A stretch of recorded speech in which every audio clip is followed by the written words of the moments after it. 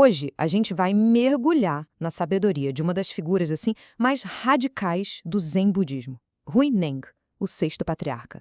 É que nos seus últimos dias ele não só desafiou todas as convenções, como também revelou uma filosofia que aponta direto para a mente, e só para a mente, como a única fonte da verdade. E olha, tudo começa com uma pergunta que dá o que pensar.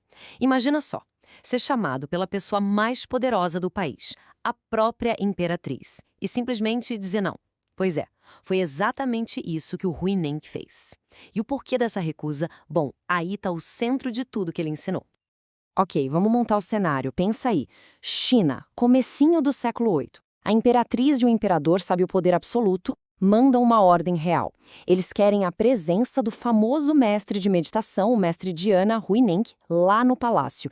E assim, era uma ordem que ninguém, em sã consciência, ousaria desobedecer. Só que Huineng não era qualquer um. A resposta dele foi um verdadeiro choque para a corte. Ele disse de forma bem educada que estava muito doente para viajar e que preferia passar o resto dos seus dias na floresta. E isso, olha, não era só uma desculpa, não. Era uma declaração. O lugar dele não era no meio do poder, do luxo, mas sim na simplicidade da natureza, bem longe das distrações do mundo. Mas essa recusa, ao invés de encerrar o assunto, na verdade só aprofundou a conversa. O imperador então mandou seu mensageiro, um tal de Hui Xian, para buscar os ensinamentos do mestre.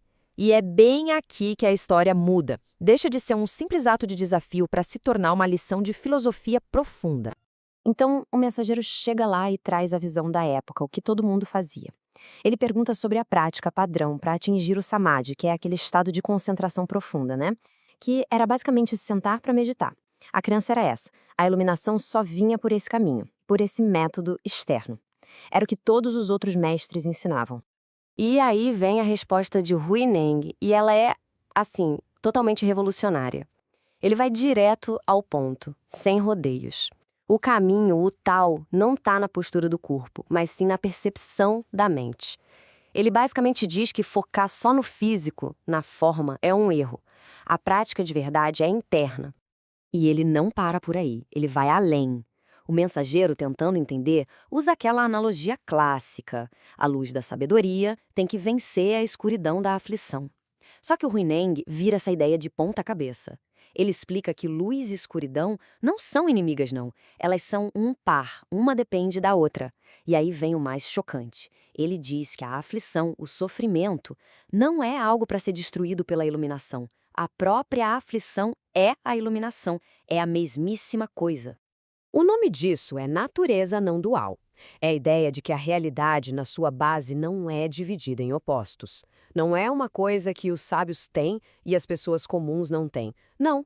É a mesma para todo mundo, está sempre presente, não muda. A questão não é ganhar algo novo, mas sim perceber o que já existe ali. E o que é realmente fascinante é como o Huineng pegou essa filosofia que parece super abstrata e transformou num método de ensino prático. No sermão final dele, ele deu para os seus discípulos uma ferramenta para guiar outras pessoas, um sistema que se baseava exatamente nessa ideia de não dualidade. Ele organizou o ensinamento dele em 36 pares de opostos e dividiu em 3 categorias. Tinha os opostos do mundo físico, tipo céu e terra, luz e escuridão. Tinha os opostos dos conceitos, como existência e não existência. E o mais importante de todos, os opostos das funções da mente, como ignorância e sabedoria. E o método era brilhante de tão simples. Se alguém perguntasse sobre o que é bem, o mestre deveria responder falando sobre o mal. Se a pergunta fosse sobre o sagrado, a resposta tinha que trazer o mundano. A ideia era que, ao apresentar os dois lados juntos, a pessoa era meio que forçada a ver que eles não existem sozinhos. Um depende do outro. E a verdade, o tal caminho do meio, está justamente em entender essa interdependência sem cair nos extremos. Agora, a gente avança no tempo e chega nos momentos finais da vida de Huineng. Sabendo que a hora dele estava chegando, ele reuniu os discípulos para as últimas instruções. E é aqui que ele toma uma decisão que vai literalmente redefinir o futuro do Zen para sempre. Primeiro, ele pediu que seus ensinamentos fossem todos compilados num livro. Mas o que veio depois foi o mais importante. Por gerações, a sucessão do patriarcado Zen era simbolizada pela passagem de um manto e uma tigela, de mestre para discípulo. Era uma tradição sagrada, o símbolo máximo da linhagem. E aí ele anuncia: a transmissão do manto ia acabar com ele. O ponto principal é o seguinte: Huineng percebeu que aquele objeto físico tinha se tornado motivo de briga, de apego. A verdadeira herança não era um pedaço de pano, mas sim o próprio ensinamento, o Dharma.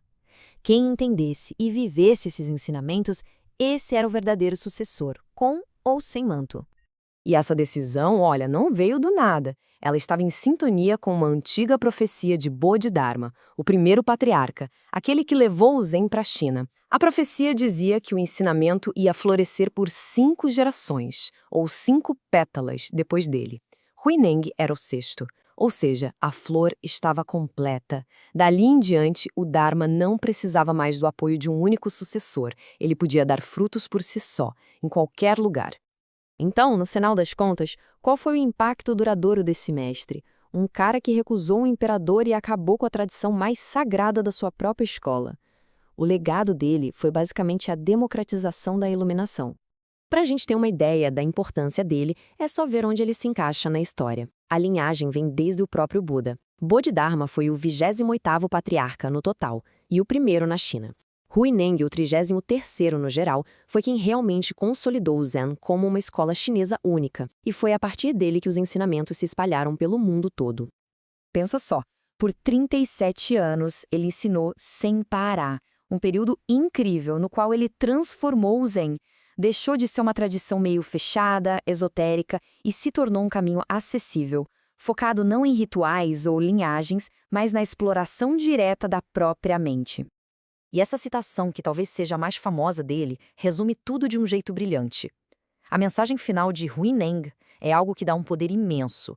Não é para procurar a verdade em nenhum outro lugar, nem em mestres, nem em livros e muito menos num manto.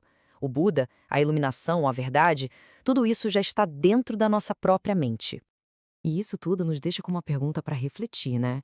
A lição de Huineng vira busca espiritual de cabeça para baixo, de fora para dentro. É um convite para a gente parar de procurar e começar a olhar. Se a sabedoria não é algo que se adquire, mas algo que se descobre, o que será que isso significa para a jornada de cada um de nós?